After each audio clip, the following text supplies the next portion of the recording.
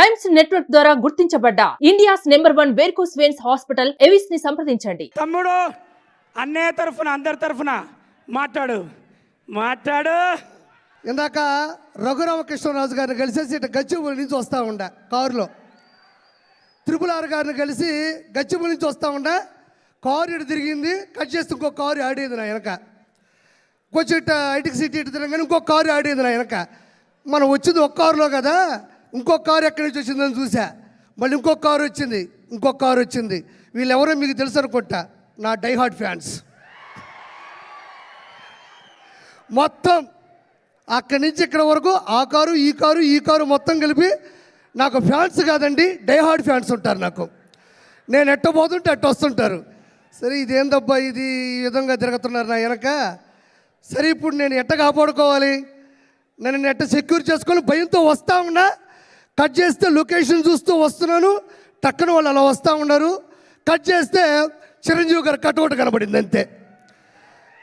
నిజంగా నాకు ఎంత ధైర్యం వచ్చిందంటే, వాళ్ళు ఎంతమంది వచ్చినా సరే ఒక్కసారిగా మెగా అభిమానులు తాలూకు ఆ బొమ్మ కనబడిందంటే ఒక్కోడికి దెమ్మ జరుగుతుంది. ఒక్క కారు కూడా నాకు కనబడలే, ఎటపోయినా ఇప్పటికీ కనబడట్లేదు.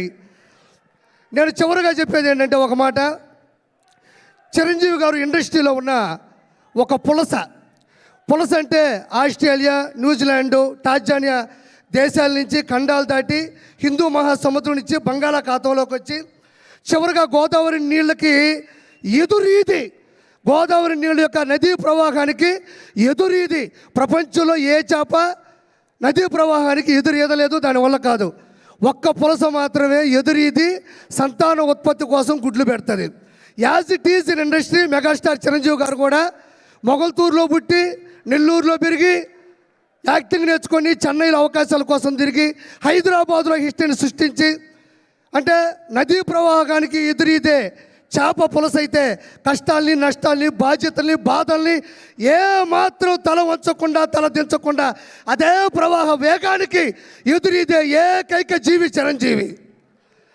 అంటే అన్ని చేపలు వేరు, పులస చేప వేరు, దానికోసం తెగ కొట్టుకుంటే అది రాజమండ్రి వాళ్ళకి ఎక్కువ తెలుసు. సో అలాంటి గొప్ప వ్యక్తి మా నెల్లూరులో చాలా రోజులు చదువుకున్నారు. పవన్ కళ్యాణ్ గారు సెంట్ జోసెఫ్ స్కూల్లో చదువుకున్నారు. వాళ్ళ సిస్టర్స్ మా దగ్గర చదువుకున్నారు. విఆర్ లా కాలేజీలో కూడా చదువుకున్నారు. చిరంజీవి గారు అత్యున్నత స్థాయికి వచ్చేంత వరకు కూడా నెల్లూరు ఆ మనిషి మధ్యలో వచ్చేస్తుంటుంది. అందుకు అత్యున్నత స్థాయికి వచ్చేంత వరకు కూడా నెల్లూరులో బస చేసినటువంటి చిరంజీవి గారికి ప్రపంచంలో ఉన్న ప్రతి వ్యక్తి ద్వారా ఆశీస్సులు అందాలని మనస్ఫూర్తి కోరుకుంటూ థ్యాంక్ యూ సో మచ్.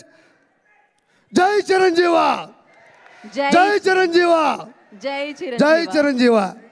నువ్వు వచ్చి అభిమానంలో కూడా చేపను మర్చిపోలేవాడు. సుమన్ టీవీలో మీ పర్సనల్ అండ్ బిజినెస్ ప్రమోషన్స్ కోసం కింది నెంబర్కి కాంటాక్ట్ చేయండి.